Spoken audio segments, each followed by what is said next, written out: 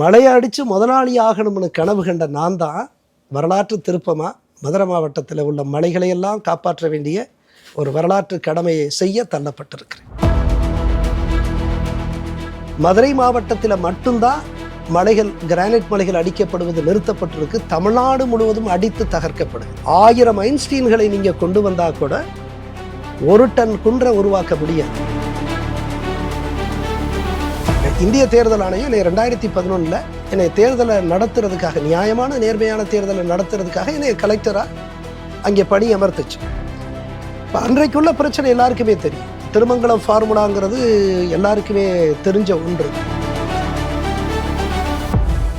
Granite பெரிய அளவுக்கு மேலூரில் பல கிராமங்களில் பெரிய அளவுக்கு நடக்குது. அதனால் பல ஆயிரம் கோடி இழப்பு இருக்குங்கிற மாதிரி புகார். பார்த்த உடனே எனக்கு தெரியுது இந்த புகாரில் ஒரு அபாயம் புதைந்து கிடக்கிறதுங்கிறது.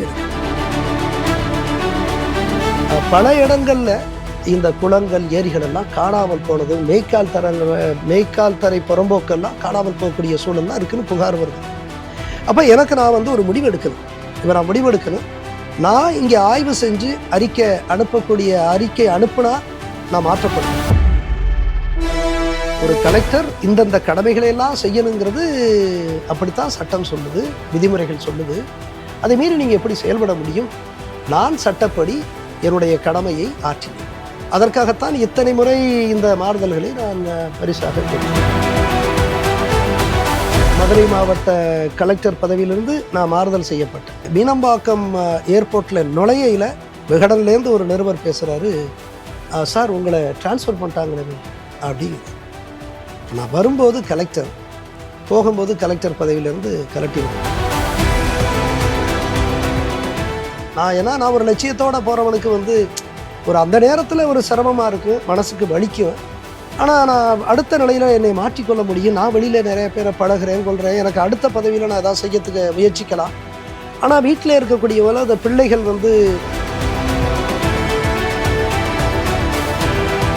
அவங்களும் ஒரு அரசு அலுவலகம் தானே அப்படின்னு நம்ம நினைக்கிறோம். ஆனால் நம்ம நாட்டினுடைய ஊழல், லஞ்சம் எவ்வளவு ஆழமாக ஊறி போயிருக்குங்கிறதுக்கு இந்த உதாரணத்தை சொல்றேன். சகாயம் ஐஏஎஸ் 29 ஆண்டுகள் ஐஏஎஸ் பதவியிலிருந்து 23 ஆண்டுகளில் 22 முறை பணிமாற்றம் செய்யப்பட்டீர்கள். What is your accountability?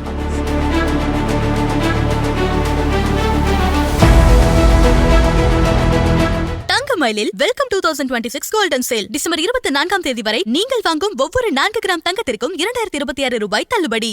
Ananda Vikatan நேயர்களுக்கு எனது அன்பான வணக்கம். ஆங்கிலத்திலே ஒரு சொலவடை உண்டு, for a soldier never dies until he really dies. ஒரு இராணுவ வீரன் தன்னுடைய இறுதி மூச்சு இருக்கின்ற வரைக்கும் அவன் போராடிக்கொண்டே இருப்பான் அப்படின்றது தான் அந்த சொலவடைக்கான பொருள். அந்த மாதிரியான போராளிகளை நம்ம எல்லைகள் மட்டுமல்ல, நம்முடைய அன்றாட வாழ்க்கையிலும் அரிதாக சில நேரம் அபூர்வமாக பார்த்து விடுகிறோம். அப்படி நாம் அபூர்வமாக சந்தித்த ஒரு அதிகாரி தான் சகாயம் ஐஏஎஸ் அவர்கள். இன்றைக்கு ஆனந்த விகடன் நேயர்களுக்காக அவர் தன்னுடைய நேரத்தை ஒதுக்கி நம்மோடு உரையாட வந்திருக்கிறார். அவரை வரவேற்போம். வணக்கம் சகாயம் சார். வணக்கம். எல்லா குழந்தைகளுக்கும் இல்லை எல்லா மனிதர்களுக்கும் ஒரு கனவுன்னு ஒன்று உண்டு.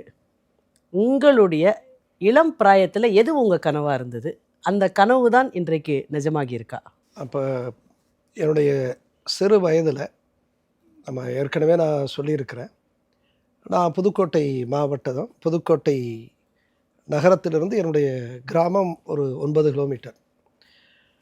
ஒரு கிராமத்தில் ஒரு விவசாயினுடைய மகனாக நான் வளர்கிற அந்த காலகட்டத்திலெல்லாம் ஒரு ஐஏஎஸ் கனவோ கலெக்டர் கனவோ அதெல்லாம் ஒரு சாத்தியமற்றது. குறைந்தபட்சம் ஒரு கலெக்டர் ஆகலாம், ஐஏஎஸ் ஆகலாம் அப்படிங்கிறதுக்கு ஒரு தரவுகள் வேணும், உங்களுக்கு தகவல் வேணும். அது போன்ற சூழல் இல்லை. அது ஒரு சாதாரண எளிய விவசாயிகள், விவசாய தொழிலாளர்கள் நிறைந்திருக்கக்கூடிய ஒரு அடையாளம் இல்லாத ஒரு குக்கிராமம்தான் என்னுடைய கிராமம் பெருஞ்சுடை. இந்த கிராமத்தில் 1960களில் பிறக்கக்கூடிய பிள்ளைகளுக்கெல்லாம் பெரிய கல்வியை பற்றிய அல்லது பதவிகளை பற்றிய கனவுகளுக்கெல்லாம் வாய்ப்பே இல்லை. அதிகபட்சம் நாங்கள் அந்த கிராமத்தில் குளம் இருக்குது, எங்கள் ஊரில் ஒரு குளம், அந்த குளத்துக்கு பேரே பெரிய குளம், 1 கிலோமீட்டர் நீளம் இருக்கக்கூடிய ஒரு குளம். அதில் நாங்கள் ஒரு 10 வயது 12 வயது 14 வயது சிறுவர்கள்லாம் அந்த 1 கிலோமீட்டர் இல்லை 3/4 கிலோமீட்டர் நாங்கள் நீச்சல் அடிப்போம். இந்த குளத்தில் நீச்சல் அடிப்பதும், கிணறுகளிலே ஒரு 10 அடி உயரத்திலிருந்து தலைகீழாக குதித்து விளையாடுவதும், தட்டான் பிடிப்பதும், வண்ணத்து பூச்சிகளை வானுயர பறக்க அதோடு சேர்ந்து நாமும் பறக்க துடிப்பதும், ஓடானை அடிக்க ஓடுவதும், நாவல் மரத்தில் ஏறுவதும், புளியம்பழத்தை ஒழுப்புவதும், வயல்வெளிகளிலும் கடலை காடுகளிலும் நடந்து கடந்து செல்வதும், இப்படிப்பட்ட ஒரு அன்றாடம் அனுபவிக்கக்கூடிய ஒரு சூழல் தான் இருந்ததே ஒழிய எதிர்காலம் குறிப்பாக கல்வியை பற்றியோ அல்லது பதவியை பற்றிய, குறிப்பாக கலெக்டர் ஐஏஎஸ் பதவியை பற்றிய கனவுகளெல்லாம் அன்றைக்கு வந்தது இல்லை. அதெல்லாம் பிற்காலத்தில் வந்தது. அதற்கான முயற்சிகள் எல்லாம் பிற்காலத்தில் மேற்கொண்டோம். ஆனால் சிறு வயதில் எனக்கு நன்றாக நினைவிருக்கிறது, எனக்கு ஒரு கனவு உண்டு. அந்த கனவு என்னவென்றால், நான் ஏற்கனவே சொன்னதைப் போல ஒரு எளிய விவசாயினுடைய பிள்ளை. எங்கள் வீட்டில் சாப்பாட்டுக்கு நெல் வரும், ஆனால் பெரிய வசதியான வாழ்க்கையெல்லாம் இல்லை. கஷ்ட நஷ்டங்களை எல்லாம் சந்திக்கக்கூடிய ஒரு சாதாரண ஒரு விவசாயினுடைய அந்த சவால்கள் நிறைந்த வாழ்க்கை தான் நான் கடந்து வந்த வாழ்க்கை. ஆனால் என்னுடைய அப்பாவின் கடைசி தம்பி அர்லாந்து பிள்ளை என்பது அவருடைய பெயர். அவர் 1970 அவர் இறந்து போனார். ஏறக்குறைய 55 ஆண்டுகளுக்கு முன்னால் அவர் இறந்து போனார். அப்பொழுது அவருக்கு வயது 35-36 தான் இருக்கும். ஒரு இளம் வயதிலேயே இறந்து போய்விட்டார். இன்னும் சொல்ல போனால் அவர் இறக்கிற பொழுது அவருக்கு 4 குவாரிகள், கல் குவாரிகள், மலை, சித்தன்னவாசல் என்கின்ற வரலாற்று புகழ்பெற்ற அந்த இடம் எங்கள் ஊரிலிருந்து 6 கிலோமீட்டர் தொலைவிலே தான் இருக்கிறது. நாங்கள் எங்கள் குளத்திலே குளிக்கிற பொழுது அந்த மலையினுடைய அழகை பார்த்து ரசித்தெல்லாம் கொண்டிருப்போம். அவ்வளவு நெருக்கம் எங்களுக்கு. அதை ஒட்டி என்னுடைய சித்தப்பாவிற்கு ஒரு 4 மலை குவாரிகள் உண்டு. அது மட்டுமில்லை, 3-4 லாரிகள் அவருக்கு சொந்தமாக இருந்தன. 100கணக்கான தொழிலாளர்கள் அவரிடத்திலே வேலை பார்த்தார்கள். புதுக்கோட்டையிலே மார்த்தாண்டபுரம் என்கிற இடத்துல ஒரு பெரிய வீடு, மாளிகை, ஏகப்பட்ட நிலங்கள் எல்லாம் அவருக்கு உண்டு. பெரிய வசதி படைத்தவராக, பெரிய பணக்காரராக அவர் இறந்தார். அப்பொழுது எனக்கு ஒரு 6-7 வயது தான். அவரை ஓரிரு முறை நான் பார்த்த நினைவு. ஆனால் அவர் இறந்ததற்கு பிறகு என்னுடைய கிராமத்தில் அவரை பற்றி எல்லோருமே புகழ்ந்து பேசுவார். ஒரு சிறுவனாக, ஒரு 7-8 வயது 9 வயது சிறுவனாக என்னுடைய சித்தப்பாவை பற்றி அந்த ஊர் மக்கள் பெருமையாக பேசக்கூடிய அதையெல்லாம் நான் கேட்டிருக்கிறேன். அவர் ஒன்று துணிச்சலானவர், இன்னொன்று வள்ளல் தன்மை கொண்டவர். அதற்கான உதாரணங்களை சொல்ல வேண்டுமானால், அவர் அந்த காலத்தில் நான் பிறந்த ஒரு சமூகத்தில் அன்றைக்கு எல்லா நம்முடைய இந்திய நாட்டிலே தமிழ் சமூகத்திலே இருக்கக்கூடிய நிலையைப் போல கலப்பு திருமணங்கள் மிக அரிதான ஒன்று. ஆனால் என்னுடைய சித்தப்பா 64 ஆண்டுகளுக்கு முன்பாகவே கலப்பு திருமணம் செய்து கொண்டவர். அதாவது மதம் வேறு, அதை போல சாதியும் வேறு. நமக்கு இந்த சமூக அமைப்புகளை பற்றி உங்களுக்கெல்லாம் நன்றாக தெரியும். எனவே கிராமங்களில், இப்போ நான் ஒரு கிறிஸ்துவ நம்பிக்கை கொண்ட ஒரு குடும்பத்திலே பிறந்து வளர்ந்தவன். ஆனால் கிராமங்களிலே கிறிஸ்துவர் என்று சொல்வதை காட்டிலும் சாதியை குறிப்பிட்டுத்தான் சொல்வார்கள். இதுதான் நம்முடைய சமூக நிலை. எனவே இவர்கள் கிறிஸ்துவத்திற்கு சென்றாலும் கூட, நான் பிறந்த அந்த சமூகத்தில், அந்த கிறிஸ்துவ சமூகத்தில் இருக்கக்கூடிய பிற சாதிகளிடத்திலே அந்த திருமணங்களை அவர்கள் ஒரு காலம் வைத்து கொண்டது கிடையாது. கிறிஸ்துவ அந்த மத நம்பிக்கை கொண்ட ஒரே சாதிக்குள், எந்த சாதியில் நான் பிறந்தேனோ அந்த சாதிக்குள் தான் அந்த திருமண முறைகள் எல்லாம் இன்றைக்கு வரைக்கும் நடந்து கொண்டிருக்கிறது. கலப்பு திருமணம் எப்படி நம்முடைய இந்து சமூகத்தில் எப்படி நடக்கிறதோ ஆங்கொன்றும் இங்கொன்றுமாக, அதை போலத்தான் கிறிஸ்துவ சமூகத்திலும் அது ஒரு இந்து சமூகத்தினுடைய நீட்சியாகத்தான் திருமணங்களை பொறுத்த வரைக்கும் இருக்கிறது என்பதை நாம் புரிந்து கொள்ள வேண்டும். இன்றைக்கே அப்படி இருக்கிறது என்று சொன்னால் 64 ஆண்டுகளுக்கு முன்பாக எப்படி இருந்திருக்கும் பாருங்கள். ஆனால் இவர் ஒரு சாதியை தாண்டி ஒரு பெண்ணை காதலிக்கிறார். அவர் ஒரு வேறு சமூகம். அவருடைய ஊர் எங்கள் ஊரிலிருந்து ஒரு 5 கிலோமீட்டர் இருக்கும். எனவே அதை உறுதியாக தன்னை நம்பி தன்னை நேசித்த பெண்ணை உறுதியாக பல எதிர்ப்புகளை மீறி அவர் திருமணம் செய்து கொண்டார். அது மட்டுமல்ல, அவர்கள் அந்த என்னுடைய சின்னம்மா அவர் திருமணம் செய்து கொண்ட என்னுடைய சின்னம்மாவினுடைய ஊருக்கு போகிற பொழுது அங்கிருந்து துரத்தி விடுகிறார்கள். நீ வேறு சாதி பையனை திருமணம் செய்து கொண்ட அந்த சூழலில் எதிர்ப்பு தெரிவித்து அங்கிருந்து துரத்திடுறாங்க. எங்கள் ஊருக்கு வர்றாங்க. இன்னும் சொல்லப்போனால் எங்கள் ஊர் புதுக்கோட்டையிலேருந்து விராலிமலை அப்படிங்கிற அந்த இதில் நெடுஞ்சாலையில் தான் இருக்குது. அவர்கள் சொன்னதை நான் சின்ன பிள்ளையில் சொன்னதை கேட்ட நினைவு எனக்கு இருக்கிறது.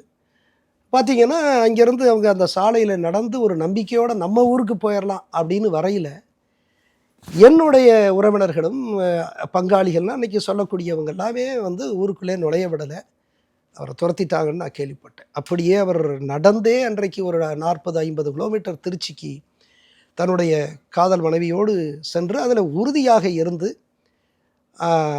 தான் நேசித்த அந்த பெண்ணை திருமணம் செய்து கொண்டு அதற்கு வாழ்க்கை நடத்துவதிலும் உறுதியாக இருந்திருக்கிறார். இப்போ இன்றைக்கே இந்த சமூகத்தில் அது இந்து சமூகங்களாக இருந்தாலும் சரி, கிறிஸ்துவ சமூகங்களாக இருந்தாலும் பல்வேறு உட்பிரிவுகளிலே இந்த கலப்பு திருமணம் அப்படி என்பது நடக்காத ஒரு அரிதாக இருக்கக்கூடிய இந்த காலத்தில் 64 ஆண்டுகளுக்கு முன்பாக இவர் ஒரு சாதி மறுப்பாக மத மறுப்பாக அதை தாண்டி அவர் செய்திருக்கக்கூடிய ஒரு புரட்சிகரமான அந்த செயலை ஊர் மக்கள் சிலாகித்து பேசுகிற பொழுது அதை நான் கேட்டு அவர் மீது எனக்கு ஒரு அளப்பரிய ஈர்ப்பு உண்டு. அதை துணிச்சலாக அசாத்திய துணிச்சல் உள்ளவர் என்று அவரை பற்றி சொல்லுவார்கள். எதற்கும் அநீதிகளுக்கு அஞ்ச மாட்டார் என்று சொல்லுவார்கள்.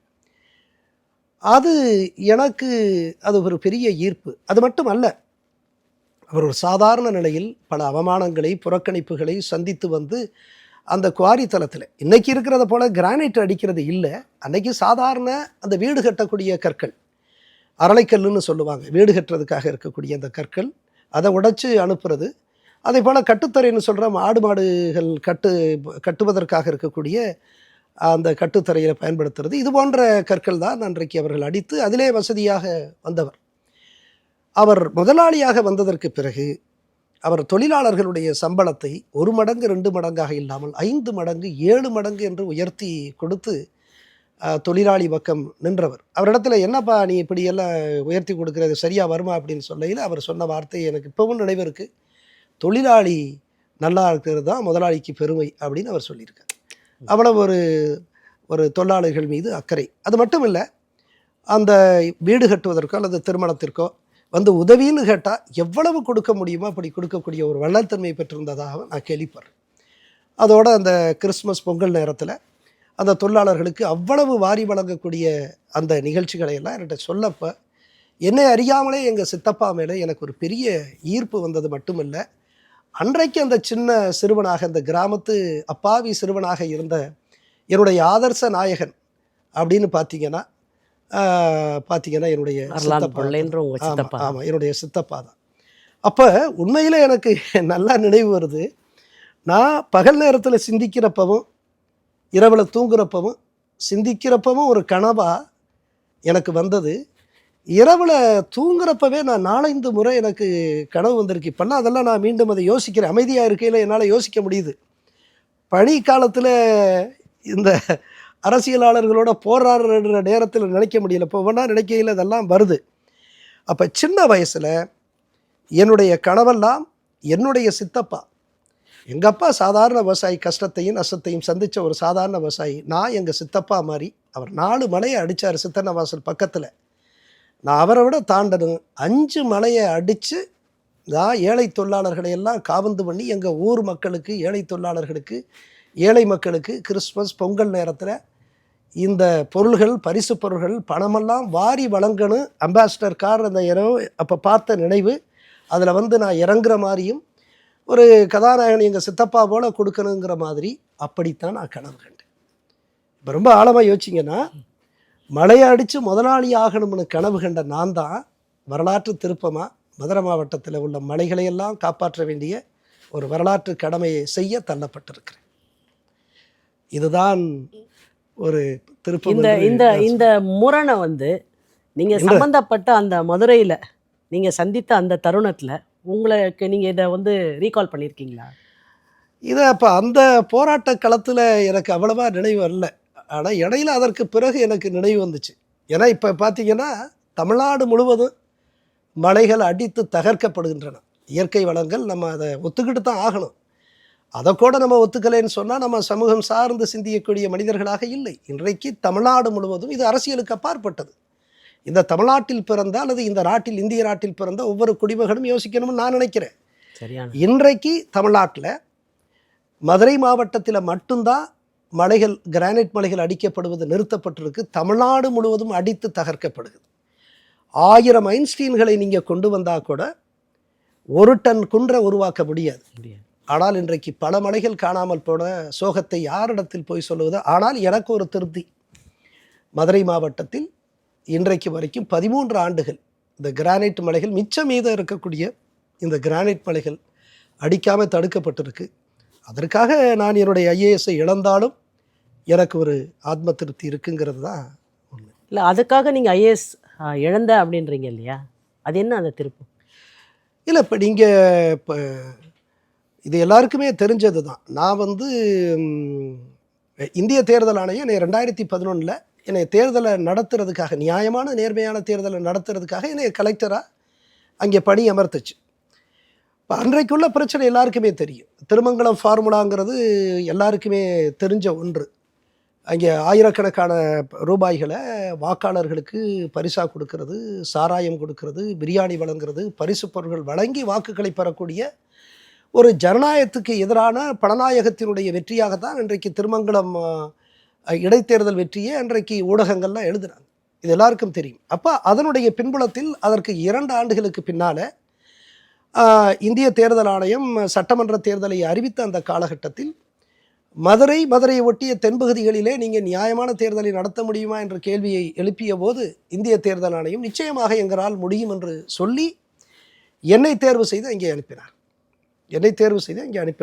நாங்கள் 20 நாட்களில் இந்த ஜனநாயகத்துக்கு எதிரான சக்திகளை எல்லாம் நாங்கள் முறியடித்து மிகச்சிறப்பாக நியாயமான நேர்மையான தேர்தலை நாங்கள் நடத்தினோம். இந்த பணமெல்லாம் விநியோகங்கள்லாம் ரொம்ப எளிதாக அவ்வளோலாம் செஞ்சுட்டு போக முடியாது. திருடர்களைப் போல அப்படி தூக்கி போட்டுட்டு ஓடுறது, விடிய காலம் ஒரு 3 மணிக்கு 4 மணிக்கு தூக்கி போட்டுட்டு ஓடுறது மாதிரி 1-2 இடங்களில் நடந்திருக்கலாமே ஒழிய, திட்டமிட்டு ஒருங்கிணைக்கப்பட்டு வாக்காளர் பட்டியலை வைத்துக்கொண்டு வீடு வீடாக திட்டமிட்டு பணம் விநியோகம் செய்யக்கூடிய ஒரு பணநாயகத்தை நாங்கள் முறியடித்தோம்.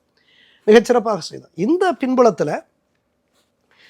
பின்புலத்தில் நான் வந்து அன்றைக்கு தேர்தல் முடிஞ்ச உடனே, வழக்கமாகவே தேர்தல் ஆணையம் நியமனம் செய்யக்கூடிய அலுவலர்கள்லாம் தேர்தல் முடிஞ்ச உடனே வேறு இடத்துக்கு பணி மாறுதல் செய்வாங்க.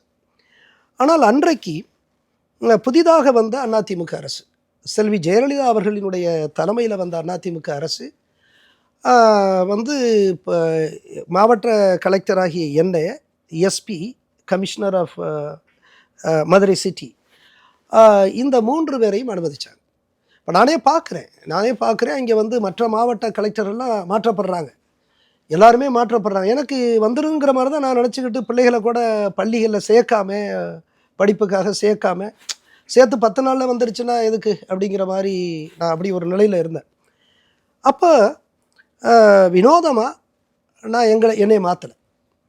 அப்போ எனக்கு ஆச்சரியம், வழக்கமாக எல்லாரையும் விட்டு வச்சுருப்பாங்க, என்னையை மட்டும் மாற்றுவாங்க. இந்த முறை எல்லாரையும் மாற்றுறாங்க, என்னை மட்டும் விட்டு வச்சுருக்காங்களேங்கிற மாதிரி நினச்சேன். அப்போ நாங்கள் வந்து தொடர்ந்து அன்றைய அதிமுக அரசு என்னை மாவட்ட ஆட்சித்தலைவராக பணி செய்ய அனுமதிச்சு. அப்போ ஒரு 11 மாத காலத்தில் எனக்கு புகார் வருது. கிரானைட்டு பெரிய அளவுக்கு மேலூரில் பல கிராமங்களில் இந்த கிரானைட்டு முறைகேடு பெரிய அளவுக்கு நடக்குது, அதனால் பல ஆயிரம் கோடி இழப்பு இருக்குங்கிற மாதிரி புகார் வருது. பார்த்த உடனே எனக்கு தெரியுது, இந்த புகாரில் ஒரு அபாயம் புதைந்து கிடக்கிறதுங்கிறது எனக்கு தெரியுது. அந்த அபாயங்கிறது என்ன? என்னுடைய அனுபவம். அது வந்து ஒரு பாடம், நான் கற்றுக்கொண்ட பாடம். ஒரு வகையில் அது ஞானம் தான். நான் இந்த கிரானைட்டு சுரங்கங்களை நான் போய் ஆய்வு செஞ்சேன்னா, ஆய்வு செஞ்சு அறிக்கை கொடுத்தேன்னா 24 மணி நேரத்தில் நான் அந்த பதவியிலிருந்து தூக்கி எறியப்படுவேன்னு எனக்கு தெரியும். அப்போ நான் யோசிக்கிறேன், இது ஒரு அரசுக்கு பெரிய இழப்பு. ஒரு பக்கம் பல்லாயிரக்கணக்கான கோடி இழப்புங்கிறது ஒரு பக்கம். இன்னொரு பக்கம் பார்த்தீங்கன்னா இந்த ஊரக கட்டமைப்பு உருக்குலைந்து போயிடுச்சு. அங்கே இருக்கக்கூடிய கிராம கட்டமைப்பு, இந்த நம்ம கிராமிய ரூரல் இன்ஃப்ராஸ்ட்ரக்சர் தெரியும். நம்ம வந்து கிராமத்தில் வெள்ளைக்காரர்கள் காலத்திலேயே இந்த நிலத்திட்டங்கள், குளம், குட்டை, வாய்க்கால், கால்வாய், இடுகாடு, நத்தம் என்று குடியிருப்புக்கான இடம், மேய்க்கால் தரை புறம்போக்கு, இப்படி அந்த கிராமிய பொருளாதாரத்திற்கு தேவையான நிலங்களை வகைப்படுத்தி வைத்திருக்கக்கூடிய இந்த நிலத்திட்டம், இந்த கிராமிய பொருளாதார திட்டம் அங்கே உருக்குலைந்து போய் பல இடங்களில் இந்த குளங்கள், ஏரிகள் எல்லாம் காணாமல் போனது, மேய்க்கால் தரை புறம்போக்கெல்லாம் காணாமல் போகக்கூடிய சூழல்லாம் இருக்குன்னு புகார் வருது. அப்போ எனக்கு நான் வந்து ஒரு முடிவு எடுக்கணும். நான் முடிவு எடுக்கணும். நான் இங்கே ஆய்வு செஞ்சு அறிக்கை அனுப்புனா நான் மாற்றப்படுவேன். கலெக்டருங்கிறது வந்து ஒரு ஐஏஎஸ் அதிகாரிக்கு ரொம்ப அரிதாக வரக்கூடிய ஒரு பதவி. இப்போ ஒரு முறை தான் கொடுப்பாங்க, ஓராண்டு அல்லது 2 ஆண்டு, சில பேருக்கு 3 ஆண்டு அப்படிங்கிற மாதிரி. அப்போ இந்த அரிதான அந்த கலெக்டர் பதவியை நான் இழந்துருவேன்.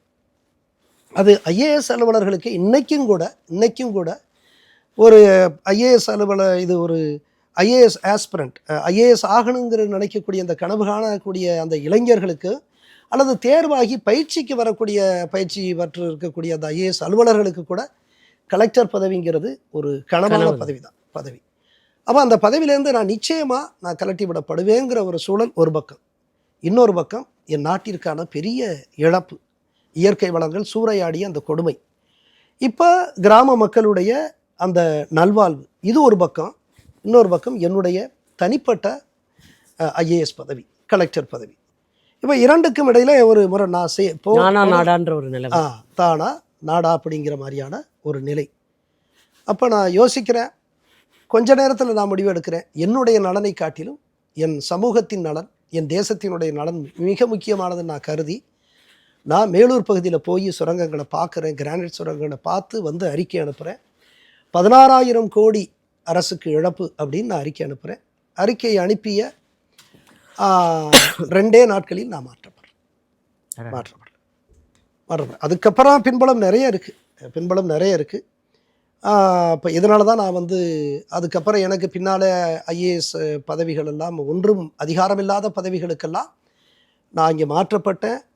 தொடர்ந்து அங்கே அதிகாரமில்லாத பதவிகளில் நான் அமர்த்தப்பட்டு ஐஏஎஸ்ஸுக்கான அந்த முக்கியத்துவத்தை, அந்த அதிகாரத்தை நான் இழந்தேன். என் நாட்டு மக்களுக்கு சேவை செய்வதற்கான அந்த அரிய வாய்ப்பை நான் இழந்தேங்கிறதுக்காகத்தான் இந்த கனவு எப்படி கனவு மாறி போய் நான் கிரானைட்டை நான் அந்த அங்கே தொடங்கிய பயணம் அப்படியே அதுக்கு முற்றும் வேறு வேறு கனவாகி வேறு செயல்பாடுகளில் கொண்டு போய்விட்டு இப்படி தான் நடந்துச்சு. சகாயம் ஐஏஎஸ் 29 ஆண்டுகள் ஐஏஎஸ் பதவியிலிருந்து, அதில் கிட்டத்தட்ட 23 ஆண்டுகளில் மட்டும், 7 ஆண்டுகள் ஒரே பதவியில் இருந்தீங்க. 23 ஆண்டுகளில் 22 முறை பணிமாற்றம் செய்யப்பட்டீர்கள். What is your accountability for this sir? இது இப்போ அரசியல்வாதிகளை தானே கேட்கணும், அரசியல்வாதிகள் தானே இதுக்கு பதில் சொல்லணும். இல்லை, இதில் 22 தடவை 23 வருஷத்தில் மாற்றிருக்காங்க. ஆமாம், திங்கிங் அவுட் ஆஃப் பாக்ஸ் அப்படின்ற சகாயம் இருந்ததனால் லிவிங் அவுட் ஆஃப் பாக்ஸ் அப்படின்ற மாதிரி ஆனீங்களா நீங்கள்? அதை எப்படி சொல்கிறது? நான் சட்டத்துக்கு உட்பட்டு, சட்டமே என்ன சொல்லுது? You are suppose to maintain absolute integrity. Every public servant is expected to maintain absolute integrity. அதில் it is not comparative or relative integrity or honesty. இல்லை ஒரு 70% இருந்தால் போதும். Absolute. It is absolute. Honesty is, integrity is something which is apparently absolute. அதில் நம்ம எப்படி குறைச்சிக்கிறது? நான் இப்போ சட்டம் என்ன சொல்லுது? சட்டம் உனக்கு ஒரு பொறுப்பை கொடுத்துருக்கு. ஒரு கலெக்டர் ஒரு கலெக்டர் இந்தந்த கடமைகளையெல்லாம் செய்யணுங்கிறது அப்படித்தான் சட்டம் சொல்லுது, விதிமுறைகள் சொல்லுது. அதை மீறி நீங்கள் எப்படி செயல்பட முடியும்? நான் சட்டப்படி என்னுடைய கடமையை ஆற்றினேன். அதற்காகத்தான் இத்தனை முறை இந்த மாறுதல்களை நான் பரிசாக பெற்றேன். உங்களுக்கு ஒரு மனச்சோர்வு வரலையா? இந்த மாதிரி 22 தடவை நீங்கள் மாற்றப்படுகிறீர்கள். இது உங்களுக்கான மாற்றம் மட்டும் இல்லை. இப்போது ஒவ்வொரு தடவை நீங்கள் மாற்றப்படுகின்ற பொழுதும் அந்த இம்பேக்ட் வந்து உங்கள் குடும்பத்து மேலேயும் இருந்திருக்கும். இது எப்படி நீங்கள் எதிர்கொண்டீங்க? அது ஒரு ஒரு சிரமமான சூழல் தான். சிரமமான சூழல் தான். பல நேரங்களில் வந்து இப்போ உதாரணமாக நான் இப்போ நான் இதை பேசிக்கிட்டு இருந்தேன். இந்த மதுரை மாவட்ட கலெக்டர் பதவியிலிருந்து நான் மாறுதல் செய்யப்பட்டேன். அது எப்படின்னு பார்த்தீங்கன்னா, நான் அந்த அறிக்கையை கொடுக்கையில் சீஃப் செக்ரட்டரி என்னை கூப்பிட்றாரு. எப்படி கூப்பிட்றாருன்னா, ஒரு ஆய்வுக் கூட்டம், ஒரு ரிவ்யூ மீட்டிங் இருக்குது வாங்க அப்படிங்கிறார். நான் ஏதோ தீவிரமாக ஏதோ ரிவ்யூ மீட்டிங் இருக்குது அப்படின்னு நினச்சிட்டு நான் வர்றேன். வந்து பார்த்தா இங்கே இப்போ இதில் சென்னையில் தலைமைச் செயலகத்துக்கு வந்து நான் பார்க்குறேன், ஒரு சீஃப் செக்ரட்டரியை பார்க்குறேன். அங்கே ஒரு ரிவ்யூ மீட்டிங் எதுவுமே இல்லை. மாறா வேணா hello Sagayam how are you அப்படிங்கிறார். Sir I am fine sir, I am doing well அப்படிங்கிறேன். வேறு எதுவுமே சொல்ல, சகாயம் ஆல் த பெஸ்ட் அப்படின்னு சொல்லிட்டு அனுப்புகிறார். எனக்கு இது ரொம்ப வினோதமாக இருக்குது. என்னடா ஆய்வுக் கூட்டம்னு சொல்லிட்டு என்னை வந்து பார்த்துட்டு have are you all the best சொல்கிறாரு அப்படின்னு இப்போ இது பண்ணிட்டு நான் வர்றேன். புரிந்தும் புரியாமலும் அப்படியே வந்து சேப்பாக்கத்தில் உள்ள ஸ்டேட் கெஸ்ட் ஹவுஸ்க்கு வர்றேன். அன்றைக்கி இது சாயங்காலம் நடக்குது, மாலை நடக்குது. வந்துட்டு தங்கிட்டு நான் அடுத்த நாள் காலையில் ஒரு 11-12 மணி இருக்கும்னு நினைக்கிறேன். நான் வந்து மதுரை போகிறேன். சரி ஏதோ இல்லை என்ன சரின்னு நான் திரும்பி போகையில் மீனம்பாக்கம் ஏர்போர்ட்டில் நுழையில நான் நினைக்கிறேன் விகடன்லேருந்து ஒரு நிருபர், எனக்கு சரியாக யாருன்னு தெரில, விகடன்லேருந்து ஒரு நிருபர் பேசுகிறாரு. சார் உங்களை ட்ரான்ஸ்ஃபர் பண்ணிட்டாங்களே அப்படிங்கிறார். நான் வரும்போது கலெக்டர், போகும்போது கலெக்டர் பதவியிலேருந்து கலட்டி விடப்பட்டேன். குறைந்தபட்சம் நான் ஒரு மதுரை போய் சேர்ந்து ஒரு நாள் இது பண்ணி அங்கே அப்படி ஒரு சூழலில் கூட அவங்க பண்ணியிருக்கலாம். குறைந்தபட்ச ஒரு கௌரவமாக கூட என்னுடைய ட்ரான்ஸ்ஃபர் அவங்க. நீங்கள் அந்த சீஃப் செக்ரட்டரியை சந்திக்கும் பொழுது ஆல் த பெஸ்ட்னு சொல்லச்சே நீங்கள் அப்போ அவரை எதுவுமே கேட்கலையா? What is the purpose of this meeting சார்னு கூட கேட்கலையா? Wanted me to meet you for a review. நான் கேட்கல. நான் ஆக்சுவலாக வந்து கேட்கல. அந்த அட்மாஸ்பியர் ரொம்ப ஹாஸ்டைலாக இருந்தது. ஆமாம் அது மாதிரியான ஒரு சூழல். நான் கேட்கல. நான் அங்கே வந்து இப்போ அங்கே உள்ள உதவியாளர்லாம் கேட்டேன். சார் இல்லை சார் அப்படிங்கிற மாதிரி மீட்டிங் இல்லைன்னா நான் வந்துட்டேன். எனக்கு ஏதோ ஒரு அறிகுறி ஏதோ ஒன்று நடக்க இல்லைன்னா, ஏன்னா நான் வந்து விவாதம் செய்கிறத வந்து சில நேரத்தில் அது ரொம்ப தீவிரமாக போயிடும். நான் கொஞ்சம் நான் பேச ஆரம்பிச்சிடுவேன். அதனால் நான் அதை தவிர்க்க விரும்பினேன். அது வந்து ரொம்ப ஒரு அன்பிளசண்ட்டாக வந்துட வேண்டாம். ஆமாம், அது வந்து ஒரு அன்பிளசண்ட்டாக இது பண்ண வேண்டாங்கிற மாதிரி ஒரு சூழல்.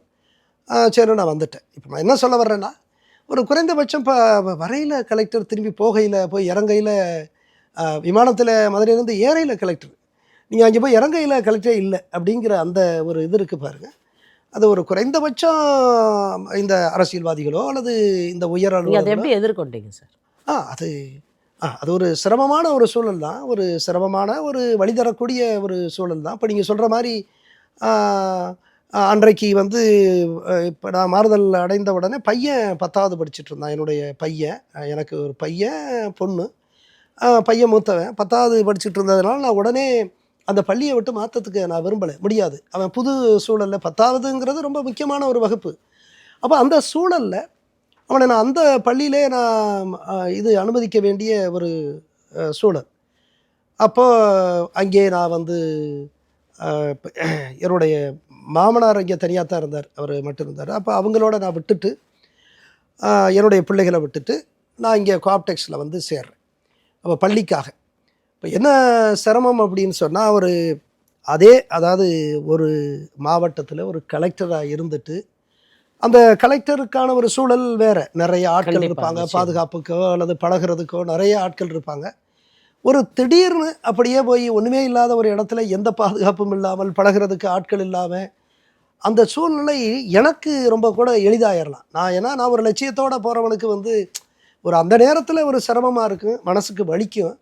ஆனால் நான் அடுத்த நிலையில் என்னை மாற்றிக்கொள்ள முடியும். நான் வெளியில் நிறைய பேரை பழகிறேன், கொள்கிறேன். எனக்கு அடுத்த பதவியில் நான் எதாவது செய்யறதுக்கு முயற்சிக்கலாம். ஆனால் வீட்டில் இருக்கக்கூடியவங்கள அந்த பிள்ளைகள் வந்து ஒரு குறுகிய வட்டத்துக்குள்ளே இருக்கையில் அவர்களுடைய அந்த உளவியல் ரொம்ப அது பாதிக்கும். நேற்று வரைக்கும் ஒரு கலெக்டராக இருந்து ஒரு சூழல், அது ஸ்கூல்ல அதை ஃபேஸ் பண்றது, சமூகத்துல அதை face பண்றது, சமூகத்துல அது வந்து பக்கத்து எதிர் வீடுகள் அதை சந்திக்கிறது. பள்ளியில நீங்க சொல்ற மாதிரி பள்ளியில எல்லாம் வந்து நேற்று டே கலெக்டர் இடம் உங்க அப்பா இன்னைக்கு இல்லையாடா அப்படிங்கிற மாதிரியான ஒரு சூழல்லாம் இருக்கு. அதை விட என்னன்னா, இப்போ எனக்கு நல்லா நினைவு இருக்கு, இந்த கலெக்டர் இதில் வந்து மாறுதலுக்கு காரணமான இந்த கிரானைட் முறைகேடு. அப்போ அது அச்சுறுத்தக்கூடிய ஒரு சூழ்நிலை. இந்த கிரானைட் முறைகேடுகள் பின்னாலே இருக்கக்கூடிய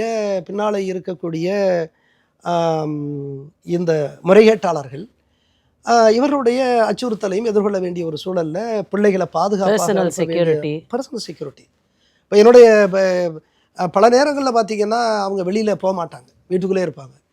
அப்புறம் நானே வந்து இப்போ அந்த இது ஆட்டோ ஓட்டுநரோ அல்லது மற்ற ஓட்டுநர்கள்ட்ட சொல்லையில் கொஞ்சம் மாற்றி போங்க, வழியை மாற்றி போங்க அப்படின்னு எல்லாம் சொல்லக்கூடியவர். இது அவர்களுக்கு உளவியலாகவே பாதிக்கும். அவர்களுக்கு ஒரு precarious age அவங்க அந்த ஞாயிற்றுக்கிழமை ஆலயத்துக்கு போகிறதுன்றதை கூட பிள்ளைகள் தவிர்க்கக்கூடிய ஒரு சூழல்லாம் இருந்துச்சு. இப்போ என்னுடைய பொண்ணு கூட சின்ன பிள்ளைகள் கேட்கும், எப்போ பார்த்தீங்கன்னாலும் அந்த பெரிய ஆளுங்க, அந்த பெரிய ஆட்களுடைய பேரை நான் சொல்லத்துக்கு விரும்பலை, முறைகேட்டாளரோ அல்லது அங்கே இருந்த அரசியல் ஆளுமைகளோ எப்போ பார்த்தாலும் இதே சொல்லிக்கிட்டு இருக்கீங்களேப்பா, எங்களை வந்து கட்டி போட்ட மாதிரி வச்சுக்கிட்டு இருக்கீங்களேப்பா அப்படின்னு சொல்கிறதெல்லாம் கூட இருக்குது அவருடைய உளவியல்.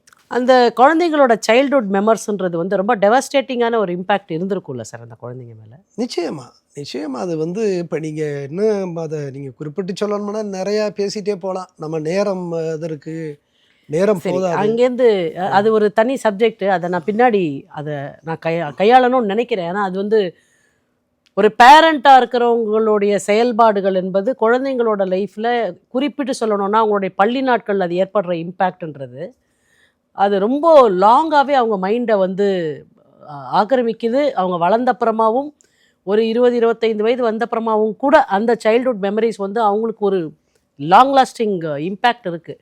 அந்த ஆஸ்பெக்டை நம்ம பின்னாடி பேசுவோம். ஆனால் நீங்கள் கோஆப்டெக்ஸுக்கு வந்ததுக்கப்புறம் அங்கே நீங்கள் சில பிரச்சனைகளை என்கவுண்டர் பண்ணுறீங்க. Can you speak on that sir? இப்போ அது வந்து அது ஊடகத்தில் கூட ஒரு ஸ்டாஃபுக்காக நீங்கள் ஃபைட் பண்ணியிருக்கீங்க. ஆமாம் அது ஊடகத்துல எல்லாம் வந்திருக்கு. ஓரளவு பேசப்பட்ட ஒரு பொருள் தான். நீங்கள் கேட்குறதுனால நான் அதை சொல்கிறேன்.